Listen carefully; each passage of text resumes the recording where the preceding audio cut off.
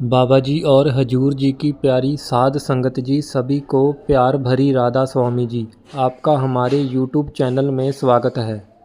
संगत जी, आज का ये वीडियो बेहद प्यारा और मन को छू लेने वाला है। यदि आप पर नामदान की अमूल्य बख्शिश हो चुकी है तो आपको बहुत बहुत मुबारक हो। आप ये भली भांति जानते हैं कि जब हमारे प्यारे सदगुरु हमें नामदान देते हैं तो वे साथ ही सुमिरन, ध्यान और भजन की विधि भी समझाते हैं। लेकिन संगत जी, हम में से कई ऐसे सत्संगी भाई बहन हैं जो सुमिरन तो करते हैं परंतु भजन की बैठक नहीं लगाते, शब्द धुन नहीं सुनते। इस बारे में बाबा जी अक्सर एक बड़ा सुंदर उदाहरण देते हैं। वे कहते हैं कि ये वैसा ही है जैसे रोटी तो बना ली पर खाई नहीं। अब सोचिए, जब तक रोटी को खाएंगे नहीं, शरीर को ताकत कैसे मिलेगी? केवल रोटी को देख लेने से या उसकी चर्चा करने से क्या भूख मिट सकती है? बिल्कुल नहीं। ठीक उसी प्रकार नाम का सुमिरन हमारे ध्यान को एकाग्र करने में मदद करता है, लेकिन आत्मा को वास्तविक शक्ति तो भजन से ही प्राप्त होती है। इसलिए ये वीडियो विशेष रूप से उन सभी सत्संगी साथियों के लिए है जो सुमिरन तो निरंतर करते हैं परंतु भजन की बैठकी को टाल देते हैं। आज हम विस्तार से समझेंगे कि संतों ने बार बार भजन पर इतना जोर क्यों दिया है। क्या केवल सुमिरन करने से ही हमें सब कुछ प्राप्त हो जाएगा, या फिर वर्षों से नाम लेकर भी हम वही खड़े रहेंगे, कोई तरक्की नहीं करेंगे? संगत जी, ये वीडियो अत्यंत सुंदर और प्रेरणादायी है। विनती है कि इसे अंत तक अवश्य श्रवण करें। मुझे पूर्ण विश्वास है कि इस सत्संग को सुनने के बाद आप अंदर से गहराई से मोटिवेट होंगे और आज से ही अपने आप से ये वादा करेंगे कि मुझे रोजाना समय निकालकर भजन जरूर करना है। और संगत जी, इस यात्रा में हम संत कबीर साहिब की वाणी पीले प्याला और मतवाला का सहारा लेंगे, जिसमें वे उस अमृत रस की बात करते हैं जिसे पी लेने के बाद ऐसी खुमारी चढ़ती है कि फिर उतरती ही नहीं। और अगर आप हमारे चैनल पर नए हैं तो कृपया सब्सक्राइब जरूर करें, ताकि बाबा जी की अमूल्य शिक्षाएं आपके जीवन में निरंतर पहुंचती रहे। संगत जी देखिए, जब हम इस मार्ग पर कदम रखने की कोशिश करते हैं तो हमारी पुरानी आदतें हमें बार बार पीछे खींचती हैं। जन्मों जन्मों से जो संस्कार हमारे भीतर जमे हुए हैं वे इतनी आसानी से छूटने वाले नहीं होते। गुरु जानते हैं कि मन को एकदम से रोक पाना या बदल पाना सरल काम नहीं है। इसलिए वे हमें रोकते नहीं, बल्कि उसी मन की आदतों का सही दिशा में उपयोग करना सिखाते हैं। वे कहते हैं कि जिस प्रवृत्ति को हम नकारात्मक रूप में इस्तेमाल कर रहे हैं उसी को सकारात्मक बना लो। मन की सबसे बड़ी आदत है हर समय किसी ना किसी चीज के बारे में सोचना। मन कभी खाली नहीं बैठता, ये आदत तो हमारे भीतर है ही। तो गुरु हमें समझाते हैं, इस सोच को बदलो। जब सोचनी ही है तो क्यों ना मालिक को याद करो, क्यों ना नाम का सुमिरन करो। जब हम किसी व्यक्ति के बारे में बार बार सोचते हैं तो उसकी शक्ल सूरत, उसका रूप हमारे सामने आने लगता है। उसी प्रकार जब हम नाम का सुमिरन करते हैं तो धीरे धीरे हमारा ध्यान अंधकार से हटकर उस दिव्य ज्योति पर टिकने लगता है और फिर गुरु की कृपा से उनके स्वरूप पर। इसी तरह संगत जी, हमें एक और आदत है इकट्ठा करने की। हम चीजें खरीदते जाते हैं, जोड़ते जाते हैं, जमा करते जाते हैं। मन को हमेशा और चाहिए। अब सोचिए, यही आदत अगर संसार की चीजों के पीछे लगाएंगे तो अंतहीन इच्छा ही रह जाएंगी, तृप्ति कभी नहीं मिलेगी। संत कहते हैं, ठीक है, इकट्ठा करने की आदत है तो इसे व्यर्थ मत गवाओ।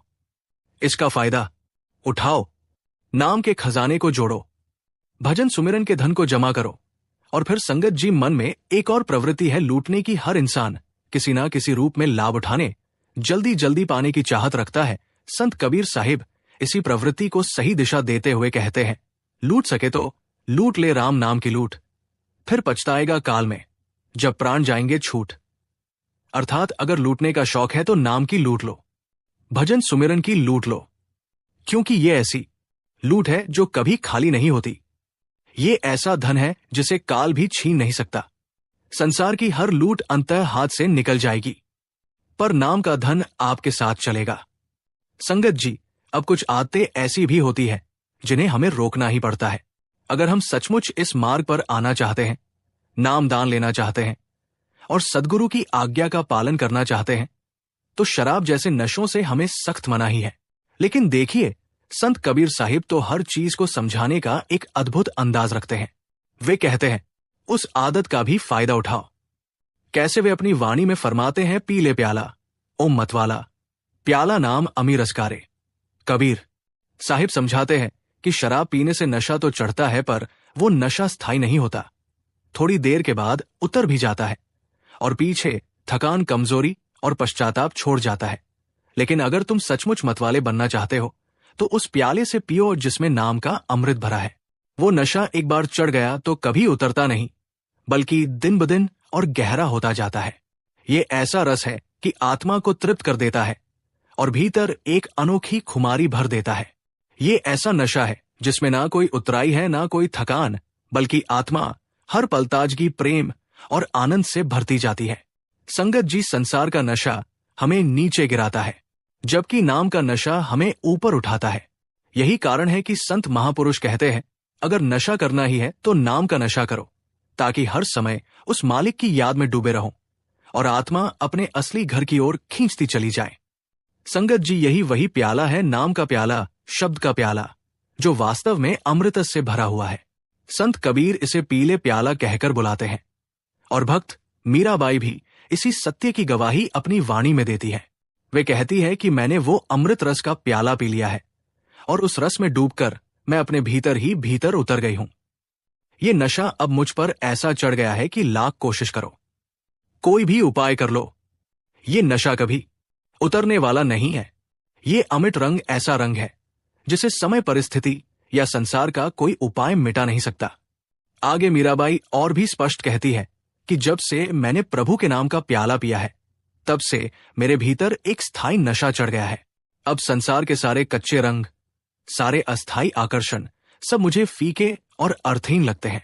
अब मुझे उनमें कोई रस नहीं आता, क्योंकि प्रभु के नाम का रंग ही इतना गहरा, इतना अमित और इतना सुहावना है कि उसके सामने बाकी सब रंग फीके पड़ जाते हैं। संगत जी, मीराबाई का अनुभव हमें यह बताता है कि नाम का प्याला केवल आनंद ही नहीं देता, बल्कि आत्मा को भीतर की यात्रा पर ले जाता है। ये संसार से हटाकर हमें अंदर की ओर खींचता है और उस प्रेमरस में डुबो देता है जहां से लौटने का मन ही नहीं करता। यही कारण है कि महापुरुष कहते हैं, संसार के सभी नशे झूठे और अस्थायी है, पर नाम का नशा अमर है, अनोखा है और आत्मा को सच्ची तृप्ति देता है। संगत जी, हमारे वेद शास्त्रों में भी इस अमृत रस की महिमा जगह जग गाई गई है। वहां सोम रस का उल्लेख आता है, वही रस जिसके पीने से ऋषि मुनि कहते हैं कि वे अमर हो गए। लेकिन असल में वो सोम रस कोई बाहरी चीज नहीं है, वह तो इसी नाम का रस है, इसी शब्द का अमृत है जो आत्मा को अमर कर देता है। जब तक आत्मा को ये रस नहीं मिलता, तब तक वो भीतर से तड़पती रहती है, क्योंकि यही है आत्मा का असली भोजन, यही है आत्मा की खुराक। गुरु अमरदास जी फरमाते हैं, अमृत नाम भोजन हर दे। वे कहते हैं कि ये अमृत नाम आत्मा का भोजन है और इसके बिना आत्मा हमेशा भूखी और प्यासी रहेगी। फिर दूसरी जगह गुरु अमरदास जी और भी स्पष्ट समझाते हैं कि जब साधक 10वें द्वार पर पहुंचेगा तो वहां उसे क्या मिलेगा। वे कहते हैं, जब आत्मा तीसरे तिल से ऊपर उठेगी और 10वें द्वार पर पहुंचेगी तो वहां उसे असली अमृत भोजन मिलेगा, और वो भोजन है शब्द धुन। संगत जी, यही धुन आत्मा की तृप्ति है, यही वायरस है जिसे पीकर आत्मा अमृत को पा लेती है। लेकिन प्रश्न ये है, हम सत्संग में तो आते हैं, वाणी की महिमा भी सुनते हैं, अमृत की चर्चा भी करते हैं, पर क्या हमने इसे जीवन में उतारा? क्या हमने इसे अमल में बदला? हर दिन क्या हम अपनी आत्मा की प्यास बुझाने के लिए उस धुन को सुनने का समय निकालते हैं? सोचिए संगत जी, शरीर के भोजन के लिए तो हमारे पास बहुत समय है। स्वादिष्ट भोजन बनाने और खाने के लिए हम तरह तरह के जतन करते हैं। दुनिया की रंगलियों और मनोरंजन के लिए, परिवार और रिश्तेदारों के लिए, टीवी और मोबाइल के लिए हमारे पास समय है। सत्संग में आने का भी समय है, यहां तक कि डेरा ब्यास जाने और बाबा जी के दर्शन के लिए हम रात भर गाड़ी में बैठकर निकल पड़ते हैं। पर असली सवाल यही है, क्या रोजाना हम अपनी आत्मा की भूख बुझाने के लिए समय निकालते हैं? क्या उस धुन की ओर, उस भजन की ओर, उस अमृत भोजन की ओर हमने प्रतिदिन कुछ पल दिए? संगत जी, संत कबीर साहिब बड़े अफसोस के साथ फरमाते हैं, सुनता नहीं धुन की खबर, अनहद का बाजा बजता। वे कहते हैं कि अनहद की धुन हर समय बज रही है, वो दिव्य बाजा निरंतर गूंज रहा है, पर हम उसकी खबर ही नहीं लेते। तुलसी साहिब ही यही रहस्य खोलते हैं। आ रही धूर से सदा तेरी बुलाने के लिए, यानी परमात्मा की ओर से उस ऊंची दरगाह से हमें लगातार पुकार आ रही है। वो पुकार किसी और चीज के लिए नहीं, बल्कि हमें अपने असली घर वापस बुलाने के लिए है। यही शब्द है, यही अनहद का बाजा है जो निरंतर भीतर गूंज रहा है। लेकिन अफसोस, हम अक्सर उस आवाज को सुन ही नहीं पाते। हम बाहर की धुनों में, गानों में, संगीत में रस लेते हैं। ठीक है, बाहरी गीत सुनकर भी कुछ देर के लिए आनंद आता है, भक्ति की भावना जगती है, पर वो आनंद क्षणिक है। वो प्रेम रस का स्वाद नहीं जो आत्मा को स्थायी तृप्ति दे। अगर हम भजन सिमरन को वास्तविक समय नहीं देते तो फिर उस अनोखे रस का अनुभव कैसे करेंगे? यही कारण है कि जब लोग बाबा जी से कहते हैं हजूर दया मेहर कीजिए, तो वे बहुत ही सरल शब्दों में जवाब देते हैं, तुम अपनी आत्मा पर दया करो। जो आत्मा चाहती है वही दो, और आत्मा क्या चाहती है? वो चाहती है शांति, चैन और अपने स्रोत से मिलन। ये सब केवल भजन सिमरन से ही संभव है। बाबा जी दावे के साथ कहते हैं, अगर तुम थोड़ा सा भी समय निकालकर अपनी आत्मा को उस धुन में टिकने दो, तो देखोगे कि वही एकमात्र स्थिरता, वही सच्चा चैन और वही अमर शांति है जो इस दुनिया में कहीं और नहीं मिल सकती। तो संगत जी, मालिक पुकार रहे हैं, अनहद धुन निरंतर बज रही है।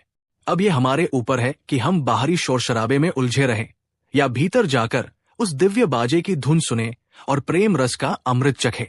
बाबा जी फरमाते हैं, प्यारे कोशिश तो करो, चख के देखो क्या मिलता है तुम्हें।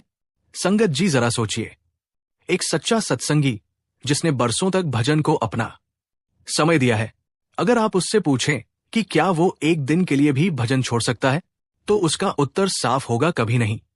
चाहे भीतर उसने कुछ देखा हो या ना देखा हो, वो फिर भी भजन छोड़ने को तैयार नहीं होगा। क्यों? क्योंकि यही है नाम का रस, यही है नाम की मिठास, यही है नाम की शक्ति जो उसे बार बार खींचती है, उसे बैठाती है और उस अदृश्य धुन के साथ जोड़ती है। इसीलिए कहा गया है कि अगर दिन में केवल 10 मिनट भी हमें मिल जाए और हम उन 10 मिनट को भजन के लिए समर्पित कर दें, तो विश्वास मानिए, संगत जी, उसी क्षण हमारी आत्मा सचखंड में हाजिरी लगा लेती है। वो 10 मिनट आत्मा की सबसे गहरी प्यास बुझा देते हैं। उस थोड़े से समय में जो तसल्ली, जो संतोष, जो शांति मिलती है, वो पूरे संसार की किसी दौलत, किसी रिश्ते, किसी मनोरंजन से भी नहीं मिल सकती। और सबसे बड़ी बात, जब हमारा गुरु देखता है कि उसका शिष्य ईमानदारी से, प्रेम से, चाहे थोड़े ही समय के लिए क्यों ना हो, लेकिन हर दिन उसकी आज्ञा पर चलता है, तो सद्गुरु का हृदय प्रसन्न हो जाता है। और संगत जी, अगर गुरु हमसे प्रसन्न हो गया तो समझ लो कि हमें जैसे जहां मिल गया जीते जी भी और मरने के बाद भी गुरु की प्रसन्नता ही हमारी सबसे बड़ी उपलब्धि है। और यही वो खजाना है जिसके आगे पूरी दुनिया फीकी पड़ जाती है। संगत जी, आगे कबीर साहिब समझाते हैं कि इंसान का जीवन कैसे व्यर्थ चला जाता है। बचपन आया तो सारा समय खेलकूद में गवा दिया, ना मालिक की याद आई, ना जीवन के उद्देश्य की समझ हुई। फिर जवानी आई तो वासनाओं और मोहमाया के बंधन ने जकड़ लिया। इच्छाओं के गुलाम बनकर आत्मा और अधिक उलझती चली गई। और फिर बुढ़ापा आया तो शरीर थक गया, बीमारियों ने घेर लिया, हाथ पांव जवाब देने लगे। उस समय फिर इंसान चाहे तो भी भक्ति का खेल नहीं खेल सकता। कबीर साहिब कह रहे हैं कि यही इंसान की सबसे बड़ी विडंबना है। जीवन के कीमती अवसर को हमने यूं ही गवा दिया। संगत जी, अगर हम सचमुच ठहर कर अपने जीवन की तरफ देखें, विचार करें, तो साफ दिखाई देता है कि कैसे कैसे हमने आदतों को अपनाया और आज वे आदतें ही हमें नियंत्रित कर रही हैं। अच्छी आदतें हो तो वे हमें ऊपर उठाती है, लेकिन बुरी आदतें छोड़ना कितना कठिन है, ये हम सब जानते हैं। संत महात्मा बार बार इसलिए समझाते हैं कि समय रहते अपनी आदतों को बदलो, क्योंकि ये जीवन दोबारा नहीं मिलने वाला। बचपन और जवानी अगर यूं ही निकल गई तो बुढ़ापे में हाथ मलने के सिवाय कुछ नहीं बचेगा। संगत जी, संत महात्मा हमें बार बार समझाते हैं कि ये मन सिर्फ इस जन्म में नहीं, बल्कि अनगिनत जन्मों से अपनी आदतों, अपने संस्कारों और अपने मोहमाया के बंधनों से प्रभावित रहा है। इसलिए कबीर साहब पुकार कर कहते हैं, अब बस करो, बहुत हो गया, इस श्रृंखला को तोड़ो, क्योंकि जब तक ये श्रृंखला चलती रहेगी आत्मा बंधन से मुक्त नहीं होगी। कबीर साहब हमारी वास्तविक स्थिति का बड़ा सुंदर वर्णन करते हैं। कहते हैं कि इंसान जीवन भर रिश्तों के पीछे भागता है, माँ कहती है ये मेरा बेटा है, बहन कहती है ये मेरा भाई है, पत्नी कहती है ये मेरा पति है। लेकिन सच्चाई क्या है? सब अपने स्वार्थ में बंधे हैं। दूसरी जगह कबीर साहब साफ कहते हैं सब पैसे के भाई, दिल का साथ नहीं है कोई। यानी जब तक सांसें चल रही हैं और पैसे हैं, लोग आसपास हैं, पर असली समय पर कोई साथ नहीं देता। कबीर साहब बड़ी गहराई से मृत्यु का दृश्य भी दिखाते हैं। पेट पकड़ के माता रोवे, बाह पकड़ के भाई, लपट झपट के थरिया रोवे, हंस अकेला जाए। जब आत्मा शरीर छोड़ती है तो मां रोती है, भाई रोता है, पत्नी रो रो कर छाती पीटती है, पर आत्मा तो अकेली ही निकल जाती है। आगे कहते हैं बस 4 गज लकड़ी का चबूतरा बनता है, उस पर शरीर लिटा दिया जाता है और चिता जला दी जाती है। जिसके शरीर को सजाने में, आभूषणों में, आराम सुख में पूरी जिंदगी लगा दी, वही शरीर राख बन जाता है। हड्डियां लकड़ियों की तरह जलती है, बाल घास की तरह जल जाते हैं, और जिस सोने चांदी रूप सज्जा पर घमंड किया वो सब यही रह जाता है। इसलिए कबीर साहब कहते हैं कि कबीर सुनो भाई साधु, झाड़ू झूठी आशा। ये दुनिया छलने वाली है, इसमें उलझो मत, इसमें लटक कर मत रहो, क्योंकि आखिरकार कोई भी साथ नहीं देता, ना परिवार, ना रिश्तेदार, ना धन दौलत, केवल नाम, केवल शब्द ही आत्मा के साथ जाता है। संगत जी, अक्सर युवाओं के मन में ये सवाल आता है कि संतमत का मार्ग तो अच्छा है, पर अभी मैं जवान हूं, अभी तो दुनियावी महामाया का आकर्षण है, भजन सिमरन के लिए तो बुढ़ापे में समय निकाल लूंगा। एक बार किसी जवान ने बाबा जी से यही बात कही, बाबा जी मैं एक दिन तो इस मार्ग पर जरूर चलूंगा, पर अभी तो मैं जवान हूं, दुनिया के मजे भी लेने हैं। बाबा जी ने बड़ी करुणा से उत्तर दिया, ठीक है जाओ, देख लो कि दुनिया तुम्हें क्या देती है, लेकिन इतना ध्यान रखना बहुत दूर मत निकल जाना कि वापस आने का रास्ता ही ना। बच्चे कितनी गहरी सीख है इसमें। कुछ लोग ये भी कहते हैं हम नौकरी पर हैं, बच्चों की परवरिश करनी है, समय ही नहीं मिलता, रिटायर होने के बाद भजन सिमरन करेंगे। संगत जी, ये भी एक धोखा है। जरा सोचिए, क्या जिंदगी पर इतना भरोसा है कि हम ये मान ले कि हम बुढ़ापे तक जिंदा रहेंगे? और अगर बुढ़ापा आ भी गया तो शरीर की स्थिति कैसी होगी? कबीर साहब कहते हैं बुढ़ापे में शरीर ऐसा हो जाता है कि इंसान खाट पर पड़ा रहता है, उठ बैठ भी नहीं सकता।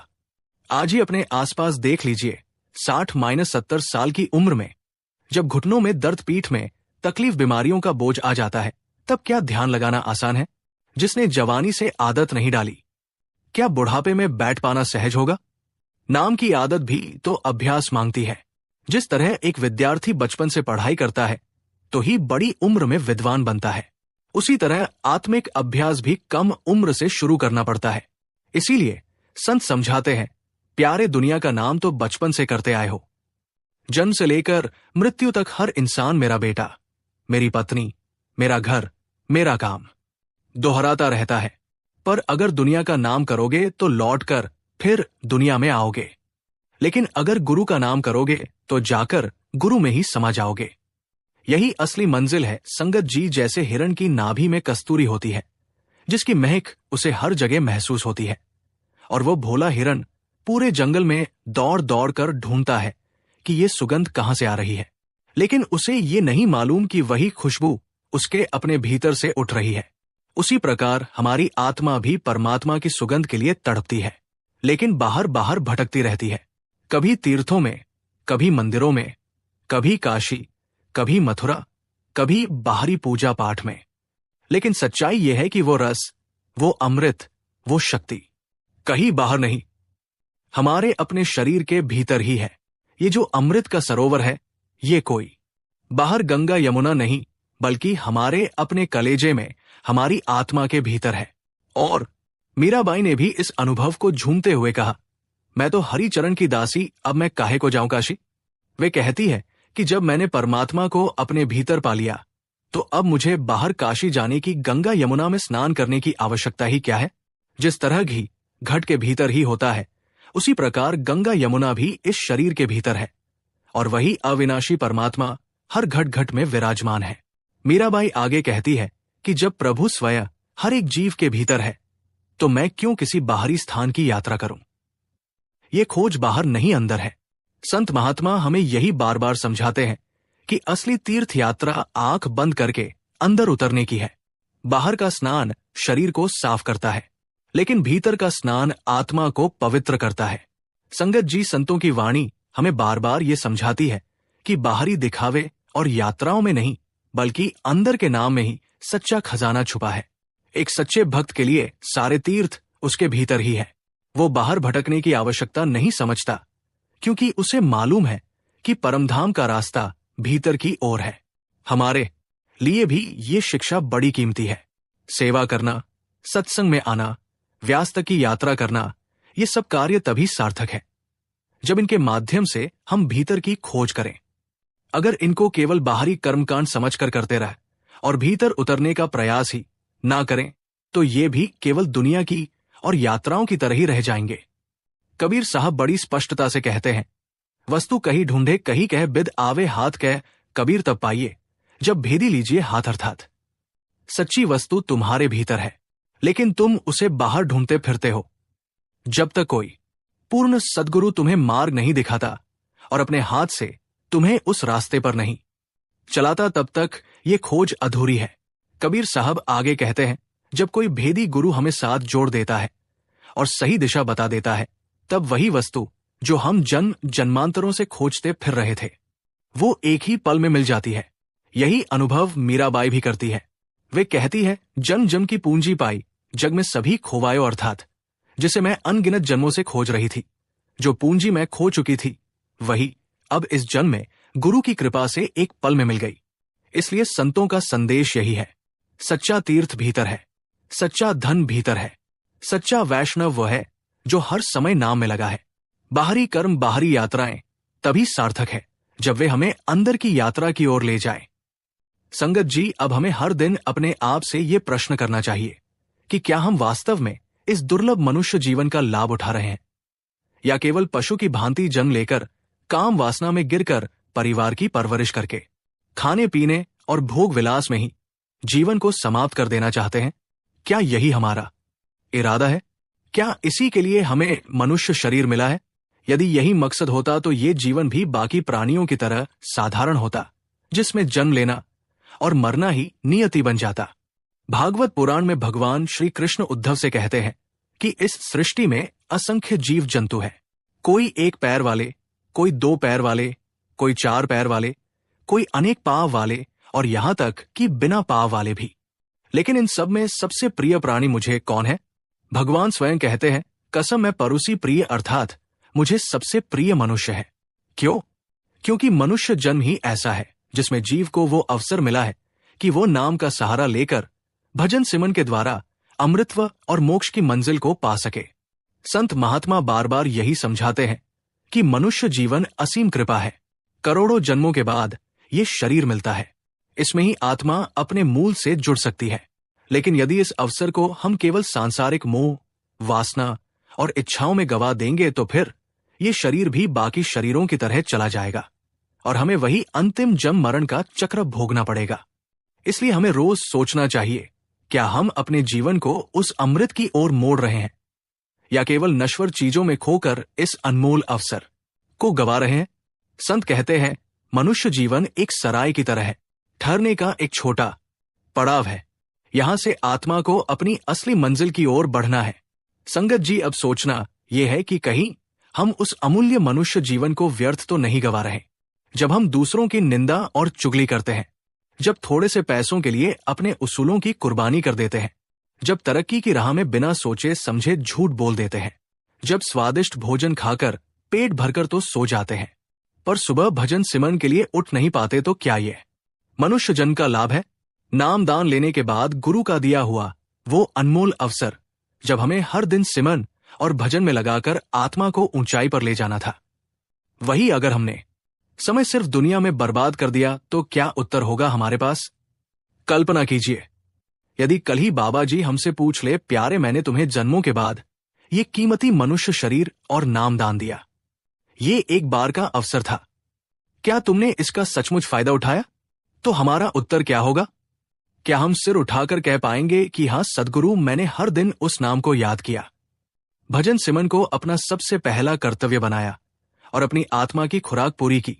या हमें नजरें झुकानी पड़ेगी और स्वीकार करना पड़ेगा कि हमने ये अनमोल जीवन निंदा चुगली मोह माया और आलस्य में ही गवा दिया। संत महात्मा कहते हैं कि ये जीवन एक परीक्षा है। यहाँ गुरु ने हमें एक वस्तु नाम का अमृत सौंपा है। अब सवाल यह है कि हमने उस वस्तु का आदर किया या उसे यूं ही धूल में मिला दिया। ये आत्मचिंतन हर दिन जरूरी है ताकि हमें याद रहे कि असली लाभ केवल उसी समय का है जो नाम और भजन में लगाया गया।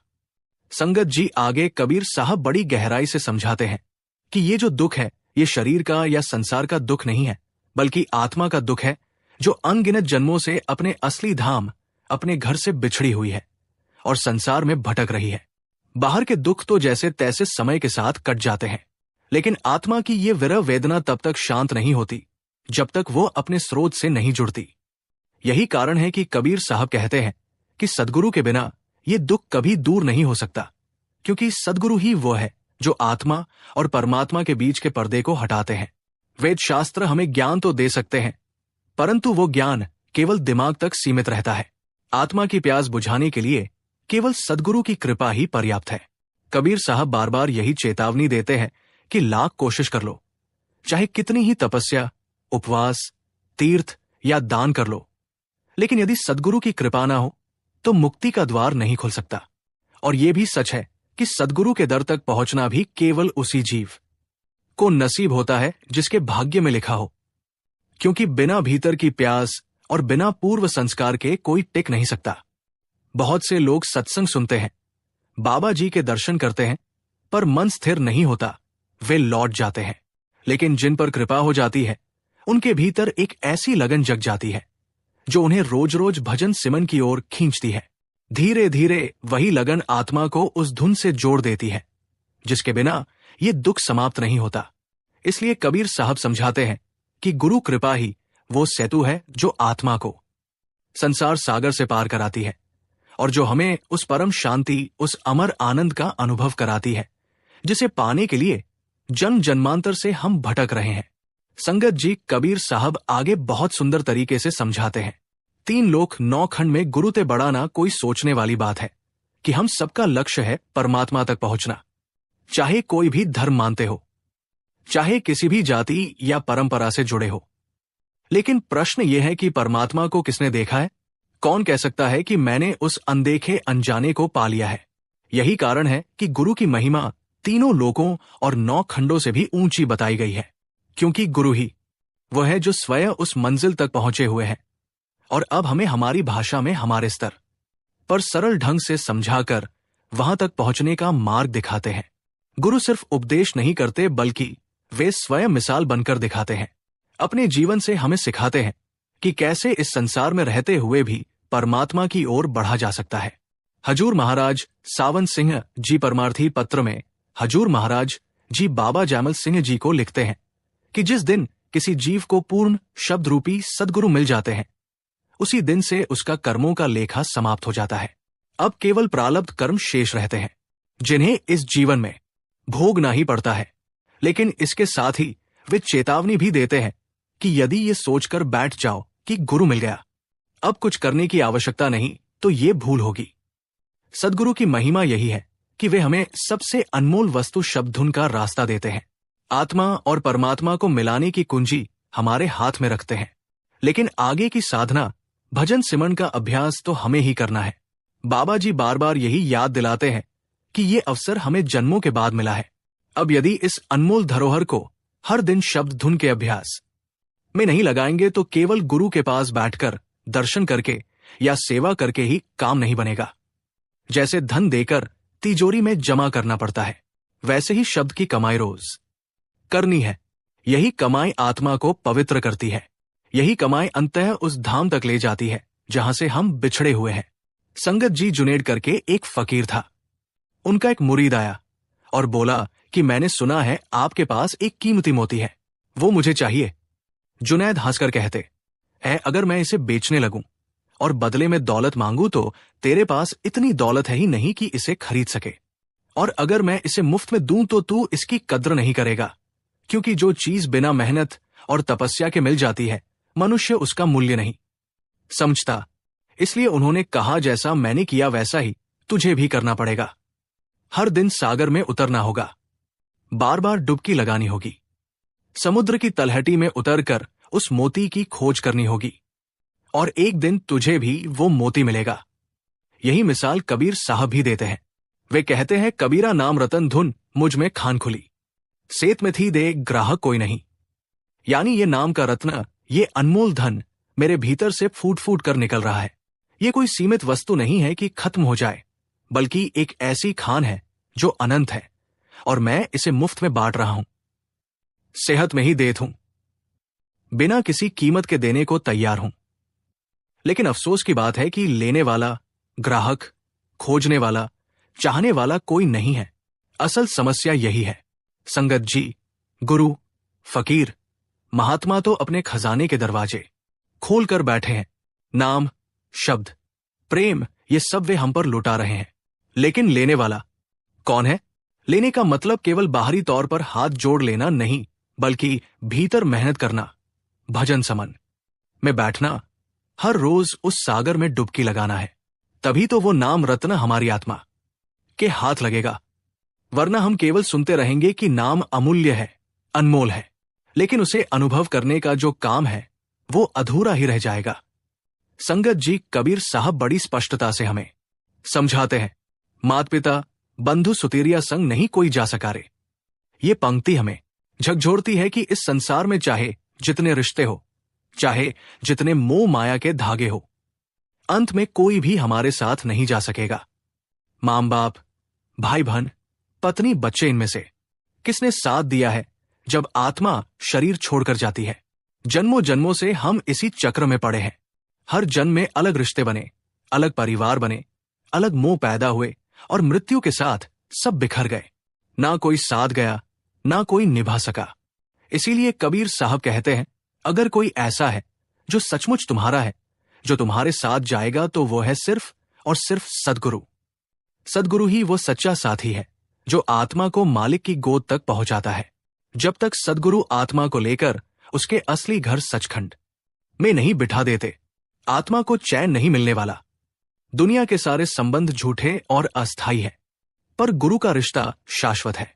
आगे कबीर साहब चेतावनी देते हैं, जब लग जीवे गुरु गुण गाले धन, जो बन है दिन 10 काले। यानी प्यारे, तुझे ये नहीं मालूम कि कितने दिन बचे हैं, कितनी सांसें शेष है, इसलिए समय को व्यर्थ मत गवाओ। जब तक शरीर है, जब तक सांस चल रही है, गुरु के गुण गाओ, गुरु की याद करो, गुरु का काम करो। लेकिन गुरु के गुण गाना केवल बाहरी गीत गाने या उनके सम्मान में शब्द कहने से पूरा नहीं होता। असली गुण गाना तब है जब हम उनके दिए हुए खजाने को खोलें, जब हम 5 नामों के सिमरन में बैठे, ध्यान को धीरे धीरे तीसरे नेत्र पर टिकाएं और उस अनहद शब्द को सुने। वही शब्द असली गुरु है। बाहरी रूप में गुरु हमें मार्ग दिखाते हैं, लेकिन भीतर वही शब्द रूप बनकर हमें पकड़ते हैं और मालिक तक ले जाते हैं। इसलिए कहते हैं, जब भी समय मिले, जब भी अवसर मिले, गुरु को समय दो, क्योंकि यही समय तुम्हारा सच्चा धन है और यही धन तुम्हारे साथ जाएगा। संगत जी, यही तो सबसे महत्वपूर्ण बात है कि इंसान का असली काम केवल परमात्मा का स्मरण है। गुरु तेग बहादुर जी बड़ी सरलता से कह देते हैं, राम सिमर एक तेरी काज। यानी इस जीवन का सार, इसका उद्देश्य, इसका असली मकसद सिर्फ एक है, हर पल राम का स्मरण। बाकी सब कुछ क्षण भंगुर है, सब यही छूट जाएगा। बुल्ले शाह जी भी यही फरमाते हैं, जो दम गाफिल सो दम काफिर। जिस श्वास में इंसान परमात्मा को भूल जाता है, वही क्षण उसके जीवन का असली घाटा है, वही पल आत्मा को अंधकार में ले जाता है। कबीर साहब और भी कठोर चेतावनी देते हैं, श्वास श्वास सुमिरन करो, कहां भरोसा देह का बिसी जाए, छिनमाही श्वास श्वास सुमिरन करो। यानी हमें यह भी नहीं मालूम कि अगली सांस आएगी या नहीं, शरीर कितना अस्थिर है, मौत कितनी निकट है, इसका कोई हिसाब नहीं। इसलिए कबीर साहब कहते हैं कि हर श्वास परमात्मा के स्मरण में लगाओ, क्योंकि मृत्यु का बुलावा कभी भी आ सकता है। लेकिन संगत जी, सवाल उठता है कि शुरुआत कैसे करें? सब कुछ एकदम से नहीं होता, धीरे धीरे क्रमशः। कबीर साहब कहते हैं, थोड़ा सुमिरन बहुत सुख जो करी जाने कोई। यानी अगर थोड़ी देर भी सच्चे मन से सुमिरन कर लिया जाए, तो उसका सुख और उसकी मिठास वही जान सकता है जो करता है। बात करने या सुनने से ये अनुभव नहीं होता। अनुभव तभी होता है जब हम खुद प्रयास करें, बैठे और अपने मन को नाम में टिकाएं और हम जो वर्षों से इस मार्ग पर हैं, हमारे लिए तो ये और भी गंभीर चेतावनी है। हम बहाने नहीं बना सकते। अगर भजन में ध्यान नहीं टिकता तो दोष रास्ते या गुरु का नहीं है। हमें अपने जीवन में झांकना होगा, देखना होगा कि हम अपना समय कहां बर्बाद कर रहे हैं। जो कुछ भी हम टीवी पर देखते हैं, उसका असर मन पर पड़ता है। जिन संगतों में बैठते हैं, जिन लोगों से उठते बैठते हैं, उनकी वाणी, उनके संस्कार, उनकी आदतें मन पर छाप छोड़ती है। इसीलिए सत्संग का इतना महत्व है, क्योंकि ये संगति हमें नाम की ओर खींचती है। तो प्यारे साथियों, हमें अपने दैनिक जीवन को बदलना होगा। अगर दिन भर का समय व्यर्थ की बातों, निंदा चुगली, मोबाइल और मनोरंजन में खर्च कर देंगे तो मन को भजन सुमिरन में टिकने का अवसर ही कहां मिलेगा। लेकिन अगर हम धीरे धीरे अपने जीवन को गुरु के बताए मार्ग पर ढालें तो मन स्वतः नाम में स्थिर होगा। यही असली साधना है, यही जीवन का लाभ है। संगत जी बड़े महाराज जी परमार्थी पत्र में बहुत गहरी बात समझाते हैं कि संसार से ध्यान का संबंध तोड़ना कोई अचानक होने वाली घटना नहीं है, बल्कि ये धीरे धीरे साधना और अभ्यास का फल है। हमारी पुरानी आदतें बार बार हमें पीछे खींचती हैं, क्योंकि समय के साथ वे हमारी प्रकृति का हिस्सा बन चुकी होती है। यही कारण है कि जब हम भजन सिमरन के लिए बैठते हैं तो मन भाग जाता है, कभी पुरानी यादों में, कभी इच्छाओं में, कभी भविष्य की योजनाओं में। लेकिन महाराज जी कहते हैं कि जैसे पुरानी आदतें धीरे धीरे बनी, वैसे ही नई आदत डालने में भी समय लगता है। निरंतर अभ्यास और सतत प्रयास से ही विजय मिलती है। वो हमें एक सरल अभ्यास सुझाते हैं। अपने मन की 1 मिनट के लिए चौकीदारी कीजिए। जरा बैठकर देखिए कि मन कहां जाता है, कौन सी वस्तु या कौन सा विचार हमें मंजिल से दूर ले जा रहा है। अगर ध्यान बार बार दुनिया की तरफ भाग रहा है तो पहचानिए कि कौन सी लत, कौन सी संगति, कौन सी आदत मन को बाहर खींच रही है। और इसके विपरीत जो चीज हमें तीसरे तिल की ओर, अंदर की ओर, शांति और नाम की तरफ खींचती है, उसका स्वागत कीजिए, उसे अपने जीवन का हिस्सा बनाइए। ये चौकीदारी ही साधना का मूल है। जब हम जागरूक हो जाते हैं तो हमें पता चलता है कि कौन सा वातावरण, कौन सा भोजन, कौन सा व्यवहार और कौन सी संगति हमारे ध्यान को भटकाती है और कौन सा वातावरण ध्यान को सहारा देता है। जैसे किसान अपनी जमीन से खरपतवार हटाकर उसे साफ करता है ताकि बीज फल दे सके, वैसे ही साधक को भी मन से नकारात्मक प्रवृत्तियों को निकालना पड़ता है ताकि नाम का बीज पनप सके। और ये काम एक दिन में नहीं होता, लेकिन धीरे धीरे रोज रोज की कोशिश से मन शुद्ध होता है और ध्यान अंदर ठहरने लगता है। संगत जी संतों की साधना वास्तव में उनके गहरे और लंबे अनुभव पर आधारित होती है। वे जो भी उदाहरण या मिसाल देते हैं वो केवल कहने के लिए नहीं, बल्कि हमारे जीवन और साधना को सीधा मार्ग दिखाने के लिए होते हैं। बाबा जी की प्यारी साध संगत जी, राधा स्वामी जी संगत जी आज की साखी बहुत ही सुंदर होने वाली है। संगत से विनती है कि कमेंट बॉक्स में राधा स्वामी जी जरूर लिखें और साथ ही साथ इस वीडियो को लाइक करके चैनल को जरूर सब्सक्राइब करें। संगत जी जो सेवादार भाई साल 6 महीने में एक आधे दिन के लिए ही सेवा कर पाते हैं, तो क्या बाबा जी ऐसी सेवा स्वीकार करते हैं? और बाबा जी सेवा के बदले सैलरी के रूप में सेवादारों को क्या देते हैं? आज मैं आपके साथ एक ऐसी सच्ची घटना बांटने जा रहा हूं जो ये समझने के लिए काफी है कि बाबा जी सेवा करने वालों को बदल में कैसी सैलरी देते हैं, चाहे कोई एक ही दिन सेवा में लगे या बरसों तक। बाबा जी की तरफ से मिलने वाली कमाई क्या होती है, ये अनुभव आपको भीतर तक छू जाएगा। इस घटना को सुनते सुनते आपके भीतर सेवा के लिए एक नया खिंचाव पैदा होगा। सच कहूं तो इसे पूरा सुन लेने के बाद सेवा से दूर रहने का कोई बहाना दिल में टिक ही नहीं पाएगा। कदम अपने आप उस दिशा में उठने लगेंगे। आज की ये सच्ची घटना एक सेवादार के बारे में है, जिसे देखते ही बाबा जी के चेहरे पर अपने आप एक हल्की, बहुत ही प्यारी मुस्कान खिल जाती थी। वहां और भी अनेक सेवादार सेवा में जुटे रहते थे, पर जैसे ही ये विशेष सेवादार सामने आता, बाबा जी धीमे से मुस्कुरा देते। कुछ बोलते नहीं थे, कोई टिप्पणी नहीं, बस एक शांति से भरी दिव्य मुस्कान बाबा जी के चेहरे पर आ जाती थी। ये बात उस सेवादार के मन में अक्सर एक सवाल की तरह उठती रहती। बाबा जी मुझे देखकर ही यूं क्यों मुस्कुरा देते हैं? उसे लगता कि जरूर इसके पीछे कोई रहस्य है, कोई ऐसी बात जो वो समझ नहीं पा रहा। संगत जी, आइए इस अनोखी घटना की शुरुआत करते हैं। संगत जी, हम अक्सर सुनते हैं कि बहुत से सेवादार यही अरदास करते हैं कि जब मृत्यु का समय आए तो वे गुरु घर की सेवा करते हुए आए। सेवा में ऐसा क्या खिंचाव है कि लोग अपने कारोबार, अपने परिवार, अपनी सारी व्यस्तताओं को पीछे छोड़कर दौड़े चले आते हैं। ये घटना भी सेवा के इसी गहरे सुख को समझाने वाली है। जिस सेवादार को देखकर बाबा जी मुस्कुराते थे, वो कोई साधारण व्यक्ति नहीं था, वो एक अरबती था। ऐसा धनी कि उसे किसी बड़े शहर का राजा कह देना भी गलत नहीं होगा। अपार दौलत, बड़ा नाम, दुनिया के जाने माने अमीर लोगों में उसका रुतबा था। लेकिन उसके भीतर बचपन से ही संत मत के प्रति एक अटूट लगाव था। उसके माता पिता भी प्रारंभ से ही सत्संगी थे और उसी वातावरण में पला बड़ा होने की वजह से उसका मन हमेशा डेरा व्यास की ओर खींचा चला जाता था। हालत यह थी कि जब भी उसे सेवा के लिए बुलावा आता तो वो अपनी सबसे महत्वपूर्ण मीटिंग तक छोड़ देता था। करोड़ों की डील हो या बड़े बड़े बिजनेस फैसले, सब कुछ पीछे छोड़कर वो कई कई दिनों तक व्यास या बाबा जी के दूसरे बड़े सत्संग स्थलों पर रहकर जो भी सेवा मिल जाए उसे पूरे मन से निभाता था। सोचिए, करोड़ों की कार में बैठकर आने वाला ये इंसान डेरे की पगडंडियों और सड़कों पर खड़े होकर झाड़ू लगाने में कितनी खुशी महसूस करता था। कभी उसकी सेवा लंगर में दाल बांटने की लगती तो कभी मिट्टी उठाने की, और वो हर सेवा में पूरी लगन और विनम्रता से जुड़ जाता। और यही आती है वो बात जिसने सबका ध्यान खींचा।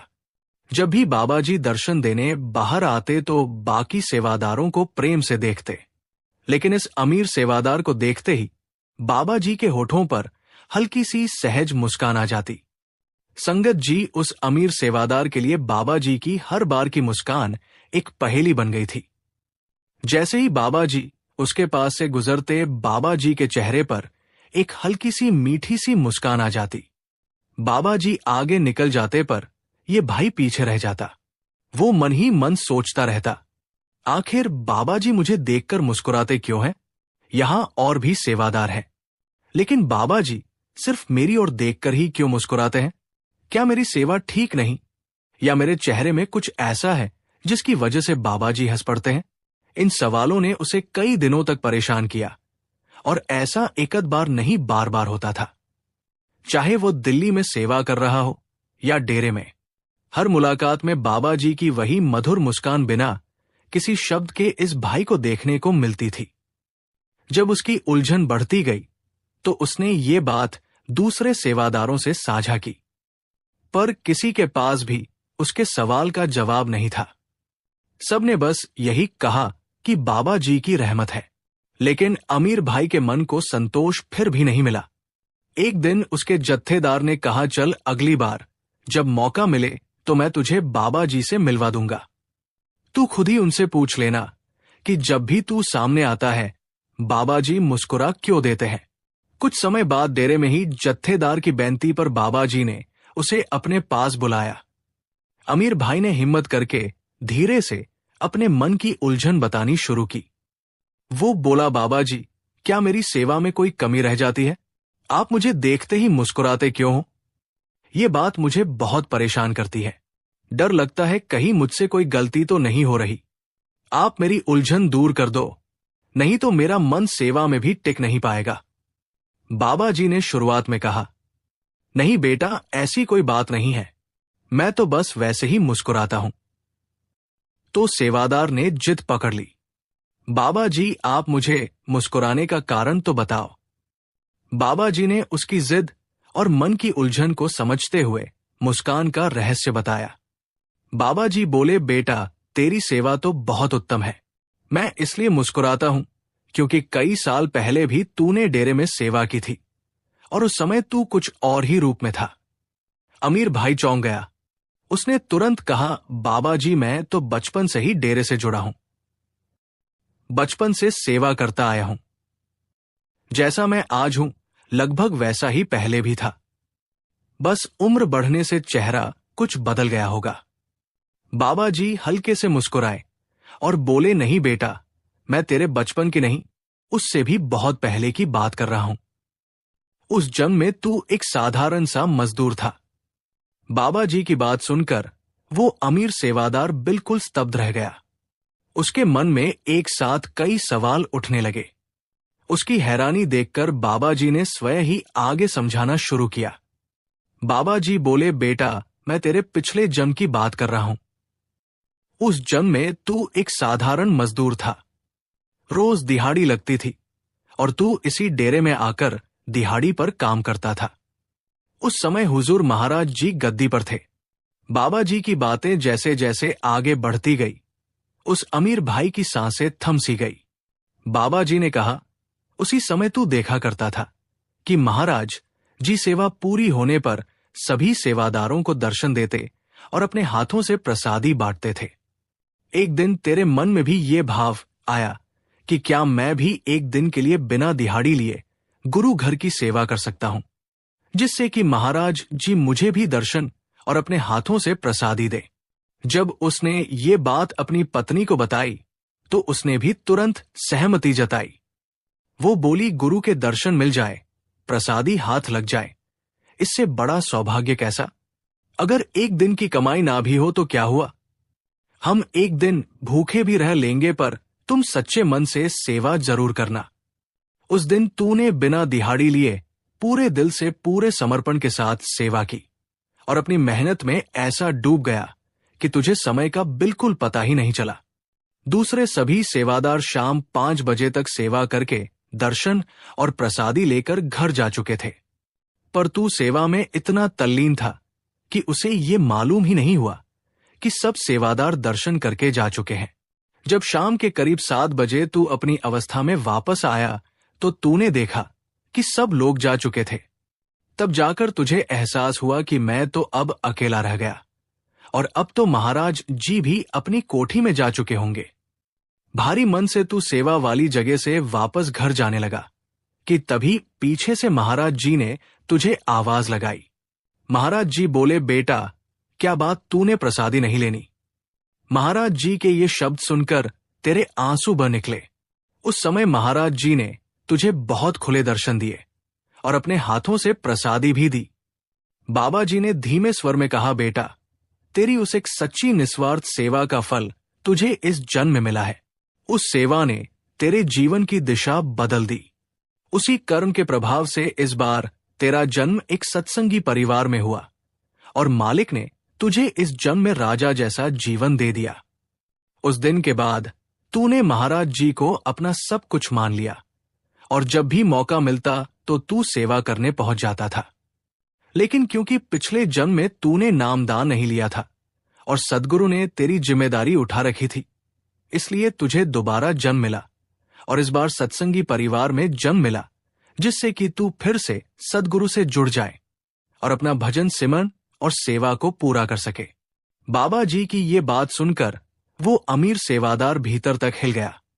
बाबा जी के जाने के बाद भी वो देर तक यही सोचता रहा, अगर सिर्फ एक दिन की निष्काम सेवा का फल इतना मीठा है तो पूरी जिंदगी की सच्ची सेवा के बदले मालिक ना जाने क्या क्या दे देता होगा। संगत जी, यहां एक बात हम साफ कर रहे हैं कि इस घटना को सुनकर आप मन में ये इच्छा लेकर सेवा पर मत जाना शुरू कर देना कि सेवा के बदले हमें भी मालिक राजा बना देगा। सेवा निस्वार्थ होनी चाहिए। मालिक ने क्या देना है और क्या नहीं देना, वो मालिक की मौज है।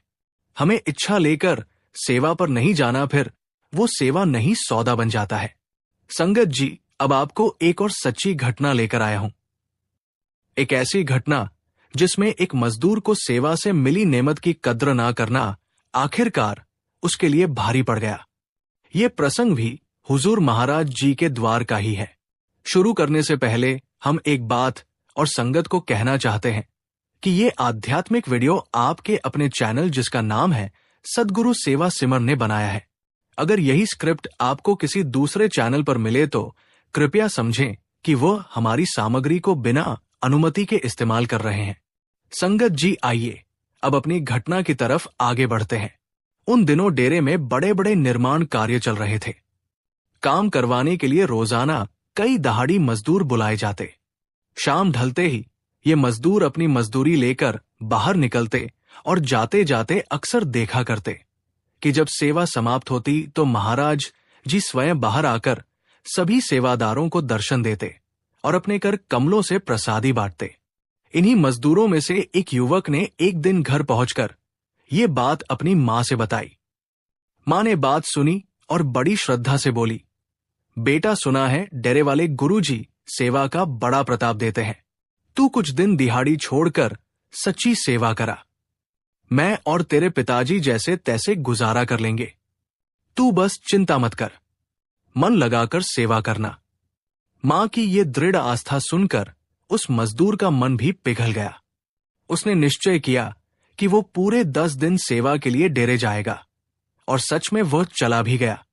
उन 10 दिनों में उसने तन मन लगाकर सेवा की।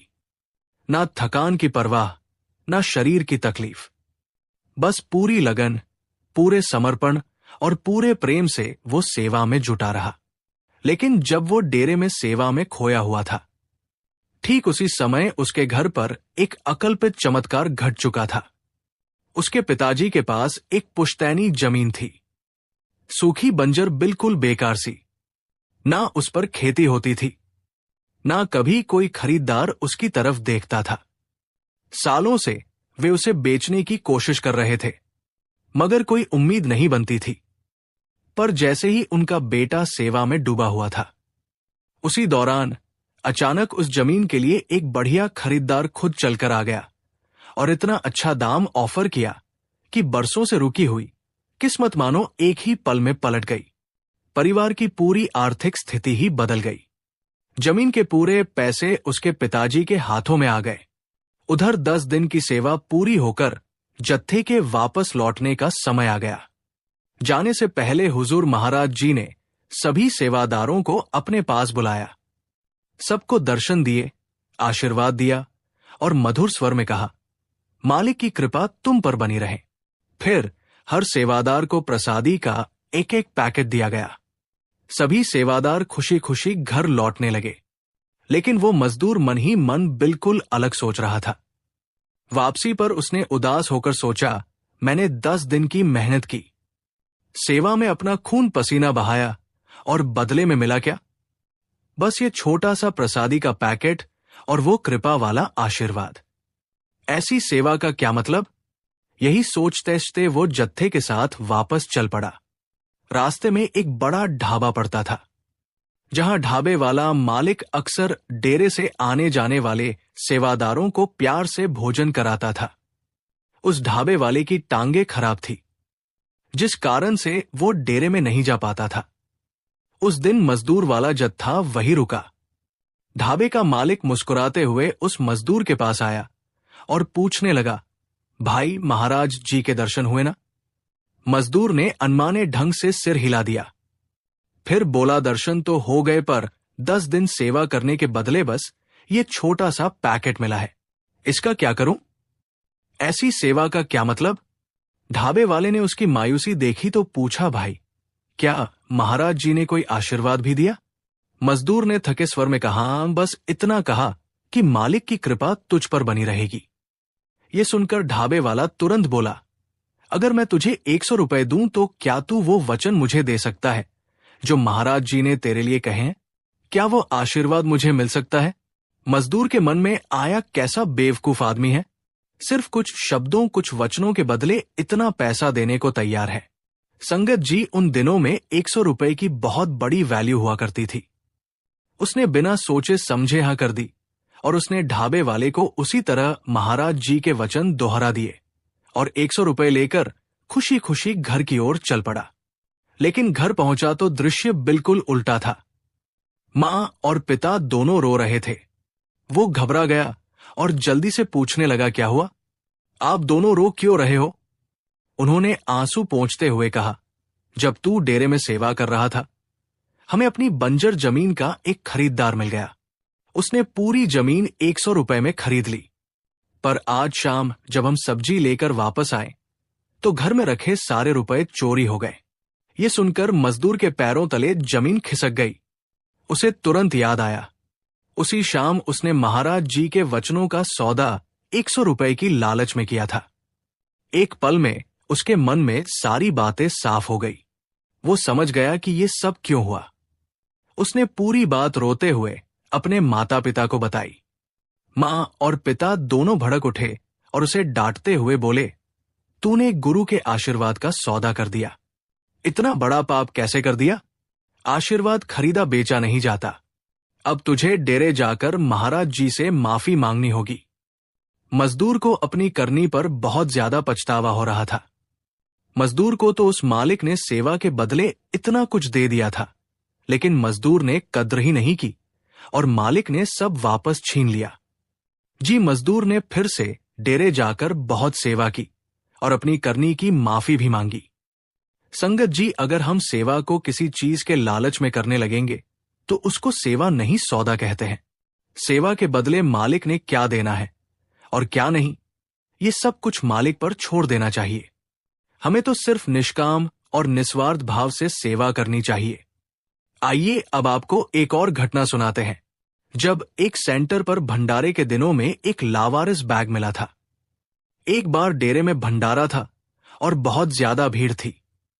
डेरे की कैंटीन के पास एक बैग काफी देर से यूं ही रखा हुआ था। आसपास कोई भी उस बैग के पास बैठा नहीं था। वही एक सत्संगी परिवार खड़ा था। जब उनकी नजर उस लावारिस बैग पर पड़ी तो उन्होंने आसपास मौजूद संगत से पूछा, पर सभी ने साफ कह दिया कि वो बैग उनका नहीं है। साध संगत जी, ये हमारे लिए बेहद जरूरी है कि ऐसी किसी भी संदिग्ध या लावारिस चीज को देखकर तुरंत एक्शन लिया जाए। इस परिवार ने भी जिम्मेदारी समझते हुए पास में मौजूद एक सेवादार को इस बारे में जानकारी दे दी। सेवादार को जब पता चला कि बैग कई घंटों से वही पड़ा है और उसका मालिक कौन है, इस बारे में किसी को कुछ नहीं मालूम, तो वो तुरंत सतर्क हो गए, क्योंकि बैग में कोई हानिकारक या खतरनाक चीज भी हो सकती थी जो बड़ा हादसा खड़ा कर दे। 2-3 सेवादार और वहां पहुंच गए। उन्होंने आपस में विचार किया कि बैग को अपने आप खोलना सही नहीं होगा, क्योंकि ये रिस्क भरा भी हो सकता है। इसलिए सबसे पहले उन्होंने आसपास खड़ी संगत को थोड़ा पीछे कर दिया ताकि सब सुरक्षित रहें। अब उस बैग को वहां पड़े लगभग 2 घंटे हो चुके थे। उसी समय संगत की भीड़ में से एक व्यक्ति आगे आया और बोला, जी आप मेरे बैग को इतने ध्यान से क्यों देख रहे हैं? सेवादारों ने पूछा, क्या ये बैग आपका है? वो आदमी बोला, जी हां, ये मेरा ही बैग है। सेवादारों ने थोड़ा कठोर स्वर में कहा, ऐसे कोई अपना बैग छोड़कर जाता है क्या? आपने इसे इस तरह लावारिस क्यों छोड़ा? आदमी घबरा गया और बोला, जी मैं डेरे में पहली बार आया हूं। बैग यहां रखकर वॉशरूम गया था और वापस आते समय भीड़ इतनी ज्यादा थी कि मैं रास्ता ही भूल गया। पिछले 2 घंटे से मैं अपने बैग को ढूंढ रहा था और बहुत लोगों से पूछते पाछते अब यहां तक पहुंचा हूं। उस आदमी की बात सुनकर सेवादारों को उस पर तो भरोसा हो गया, लेकिन वे फिर भी पूरी तरह आश्वस्त होना चाहते थे। उन्होंने विनम्रता से कहा, जी हम ये बैग आपको तभी सौंप सकते हैं जब आप हमें ये बता दें कि बैग के अंदर क्या क्या है, क्योंकि अगर ये बैग आपका ना हुआ और हमने आपको दे दिया और बाद में इसका असली मालिक आ गया तो हम उसे क्या जवाब देंगे? आदमी ने बिना हिचकिचाए कहा, जी बिल्कुल, मुझे बताने में कोई परेशानी नहीं है कि मेरे बैग में क्या रखा है। साध संगत जी, फिर जो बात उसने बताई उसे सुनकर सेवादार सचमुच दंग रह गए। वो बोला, मेरे बैग में चारों धर्मों की पवित्र पुस्तकें कुरान, बाइबल, श्रीमद् भगवद गीता और गुरु ग्रंथ साहिब है। इसके साथ ही मेरे बैग में मेरे 1000 रुपए भी हैं और इसके अलावा श्री कृष्ण, महात्मा बुद्ध, ईसा मसीह और कुछ अन्य महापुरुषों की तस्वीरें रखी हुई हैं। फिर उसने अपने हाथ में पकड़ी बाबा जी की तस्वीर दिखाते हुए कहा, और अब जब मैं रास्ता भटक गया था तो अपने बैग को ढूंढते ढूंढते मैं डेरे में बनी मार्केट पहुंच गया, जहां से मैंने बाबा जी की तस्वीर खरीद ली। अब मैं बाबा जी की तस्वीर भी मैं अपने इस बैग में रखने वाला हूं। जिस चीज की तलाश में मैं इतने सालों से घूम रहा था, वो तलाश आज पूरी हो गई है। अब मैं यहां से सीधे अपने घर वापस जाऊंगा। सेवादारों ने जब सावधानी से बैग खोला तो अंदर वही सब कुछ मिला। ठीक वही वस्तुएं, वही किताबें, वही तस्वीरें जिनका जिक्र उस आदमी ने किया था। ये देखकर सेवादार और भी हैरान रह गए। उन्होंने पूछा, जी हम समझ नहीं पा रहे कि आप वास्तव में किस तलाश में यहां आए थे। क्या आपको यहां से सिर्फ बाबा जी की तस्वीर ही चाहिए थी? उस आदमी की बात सुनकर सेवादारों की आंखें भी भर आई। वो व्यक्ति धीमे स्वर में अपनी कहानी बताते हुए बोला, मैं एक बिजनेसमैन हूं और 20 साल पहले मैंने अपना घर छोड़ दिया था। मेरे भीतर एक अजीब सी आग थी खुद को जानने की, अपनी असली पहचान को समझने की। मैं बार बार सोचता था, मैं आखिर हूं कौन? मेरा अस्तित्व क्या है? क्या मैं एक शरीर से दूसरे शरीर में बस यूं ही भटकता रहूंगा? क्योंकि मरता तो शरीर है, आत्मा तो कभी नहीं मरती। इन सवालों के जवाब ढूंढने के लिए मैं दुनिया भर में भटका। मुझे एक पूर्ण गुरु की तलाश थी, ऐसा गुरु जो मेरे अंदर उठते सवालों को शांत कर सके, मुझे मेरे असली स्वरूप से मिलवा सके। इसी तलाश में मैंने हर मजहब के बारे में पढ़ा, चारों धर्मों की पवित्र किताबें इकट्ठी की, अनेक संतों और महापुरुषों के सत्संग सुने और हर किसी की बात में एक ही बात दोहराई जाती थी कि सृष्टि को बनाने वाला मालिक एक ही है। वो थोड़ा रुका और फिर बोला, लेकिन इतनी बातें सुनने और पढ़ने के बावजूद मैं अपनी पहचान को कभी समझ नहीं पाया। दुनिया भर की यात्राएं करके पहली बार मैं यहां डेरे तक पहुंचा। जब मैं यहां आया तब भी मेरे मन में यही था कि शायद यहां भी मुझे अपने सवालों का जवाब नहीं मिलेगा। लेकिन जैसे ही मैंने बाबा जी का सत्संग सुना, मैं भीतर तक हिल गया। मैं इतने डूबकर सत्संग सुन रहा था कि लगा जैसे मेरे हर सवाल का जवाब मुझे वही उसी क्षण मिल रहा है। बाबा जी ने महज 1 घंटे में दुनिया की हर धार्मिक पुस्तक का सार संगत के आगे रख दिया। बाबा जी ने साफ साफ समझा दिया कि भक्ति किसकी करनी है और किस तरह करनी है। और पहली बार मुझे लगा कि अब मैं जान गया हूं कि मैं कौन हूं और कहां जाना है। आज मुझे ये भी समझ आ गया है कि इस राह पर मैं अकेला एक कदम भी नहीं चल सकता। मुझे एक सच्चे गुरु की आवश्यकता है और वो सद्गुरु मुझे यहां मिल गए हैं। उसकी ये सच्ची दिल से निकली बात सुनकर सेवादारों की आंखें भी भर आई। वे भावुक होकर बोले, भाई आप यहां अपनी इच्छा से नहीं आए, आपको यहां बाबा जी ने खुद बुलाया है। आप 20 वर्षों से भटक रहे थे, लेकिन इन 20 सालों में कभी यहां तक पहुंच ही नहीं पाए, क्योंकि तब आपका समय नहीं आया था। जब आज आपकी घड़ी पूरी हुई तभी बाबा जी ने आपको अपनी तरफ खींच लिया, बिल्कुल ऐसे जैसे चुंबक लोहे को अपनी ओर खींच लेता है। साध संगत जी, जो सत्संगी ये सोचते हैं कि वे अपनी मर्जी से डेरे तक आ गए, तो ये उनका भ्रम है। बाबा जी की इच्छा के बिना कोई भी रूह बाबा जी से जुड़ ही नहीं सकती। जब बाबा जी चाहेंगे, रूह खुद ब खुद उनकी ओर खींची चली आएगी।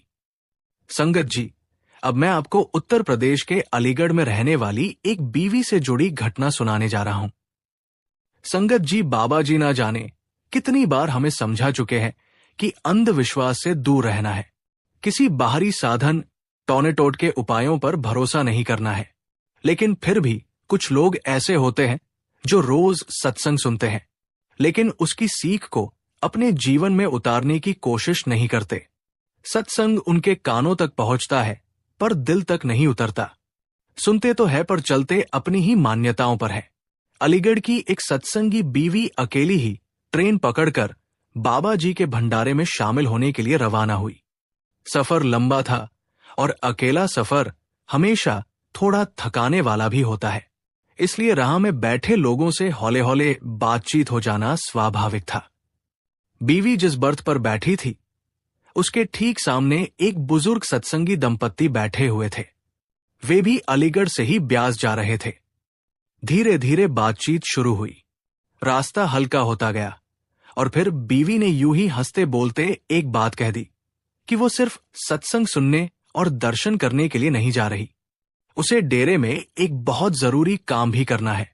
बीवी की ये बात सुनकर सामने बैठे बुजुर्ग अंकल एकदम चकित रह गए। उन्होंने तुरंत पूछा, बहन जी, डेरे में जाने का उद्देश्य तो दर्शन करना, सत्संग सुनना और सेवा करना होता है। इसके अलावा कौन सा ऐसा काम है जिसके लिए आपको वहां जाना पड़ रहा है?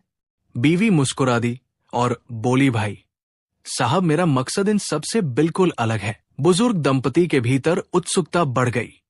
उन्होंने विनम्रता से कहा, बताओ तो सही, आखिर तुम किस काम के लिए जा रही हो? तब बीवी ने धीमे स्वर में अपनी बात साझा की। मेरे बेटे की शादी को 5 साल हो चुके हैं, लेकिन अभी तक उन्हें संतान का सुख नहीं मिला है।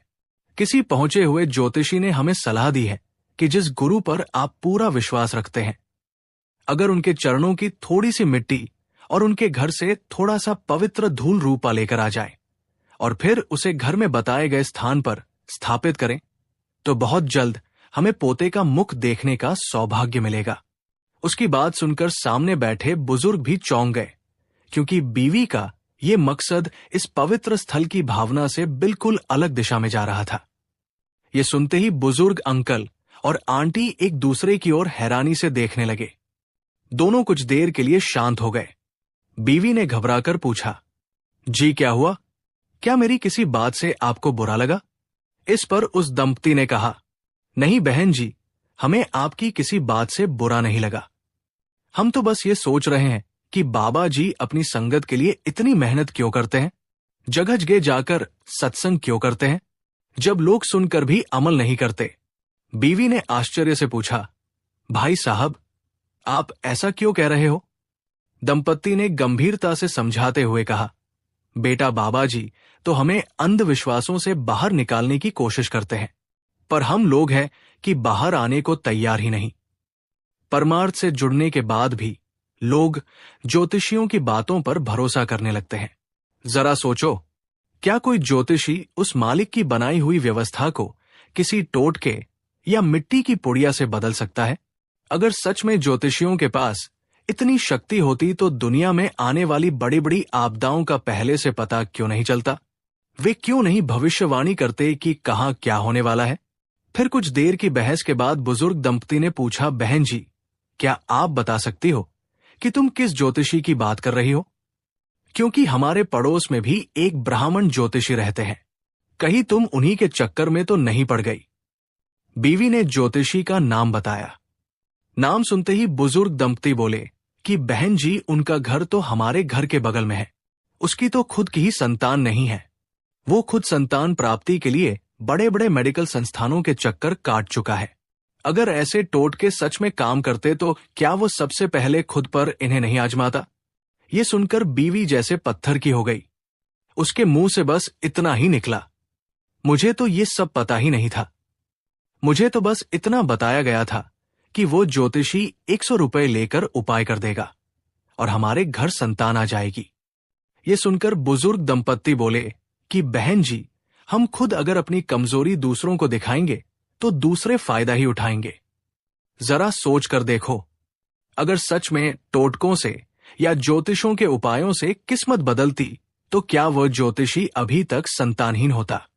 लेकिन आज 20 साल हो गए उसकी शादी को, आज भी वो संतानहीन है और वो दूसरों के घर संतान प्राप्ति के उपाय के बदले हजारों रुपए ले रहा है। अगर पैसे टोटकों या किसी बाहरी उपाय से मालिक की लिखी हुई करनी बदली जा सकती, तो इस संसार में एक भी इंसान दुखी नहीं रहता, हर घर में सुख शांति होती और कोई भी जीवन की मार नहीं झेल रहा होता। लेकिन सच तो यह है कि ऐसे चक्करों में पड़कर इंसान अपनी नाम भक्ति से मिलने वाली कमाई को ही व्यर्थ कर देता है। बाबा जी कई बार समझा चुके हैं, जो भाग्य में लिखा है वो होकर रहेगा और आने वाली मुश्किलों को झेलने की ताकत सिर्फ और सिर्फ भजन सिमरन से मिलती है। पर हम करते क्या है? बाबा जी के हुक्म पर चलने की बजाय मुसीबतों से बचने के लिए बाहरी साधनों और ज्योतिष के फेरों में फंस जाते हैं।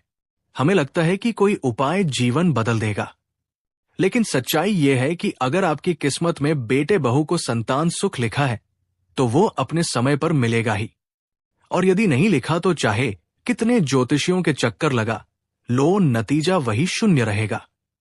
रूहानियत ना तो डेरे की किसी वस्तु में है, ना मिट्टी में, ना तावीज में। रूहानियत तो हमारे अंदर है और हम उस अंदर छिपे खजाने को देखकर भी बाहर की तरफ दौड़ते रहते हैं। बुजुर्ग दंपत्ति की बातों ने उस बीवी के दिल को भीतर तक झकझोर दिया। उसकी आंखें नम हो गई। वो लज्जित होकर बोली, मैं परेशानी में उलझकर रास्ता ही भटक गई थी। समझ नहीं पा रही थी कि क्या करूं। बस दिल में एक ही इच्छा थी कि दुनिया से जाने से पहले अपने पोते पोती का चेहरा देख लूं। पर आपकी बातों ने मुझे वास्तविकता समझा दी। अगर मेरी किस्मत में ये सुख होगा तो मुझे अवश्य मिलेगा। बीवी ने विनम्रता से बुजुर्ग दंपति से माफी मांगी। डेरे पहुंचकर उसने पूरी एकाग्रता से सत्संग सुना। मन में जो भी संशय था वो सब दूर हो गया। उसका दिल हल्का हो गया और वो संतोष, विश्वास और सुकून लेकर अपने घर लौट आई। संगत जी जाने अनजाने में हम भी तो यही गलती करते हैं। कहने को हम सत्संगी हैं, लेकिन जब बात शादी या किसी नए काम को शुरू करने की आती है तो हम पंडितों से शुभ दिन निकलवा रहे होते हैं। इस दिन नाखून नहीं काटेंगे, इस दिन लोहा घर नहीं लाएंगे, इस दिन कपड़े नहीं धोने। हम भी तो इस बीवी की तरह ही भ्रमों में फंसे रहते हैं। जबकि बाबा जी से सवाल जवाब के दौरान हजारों बार ऐसे सवाल पूछे जा चुके हैं और बाबा जी ने हर बार समझाया है कि जो किस्मत में लिखा है वो होकर ही रहेगा। फलाने दिन फलाना काम करने या ना करने से किस्मत नहीं बदलने वाली। जो कर्म हमने किए हैं उनका फल तो भोगना ही होगा। संगत जी, अब हम वीडियो को समाप्त करते हैं। आपसे एक बार फिर से विनती है कि कमेंट सेक्शन में प्रेम से राधा स्वामी जरूर लिखिए और आप बड़ी खुशी से इस चैनल को सब्सक्राइब कर सकते हैं। राधा स्वामी जी।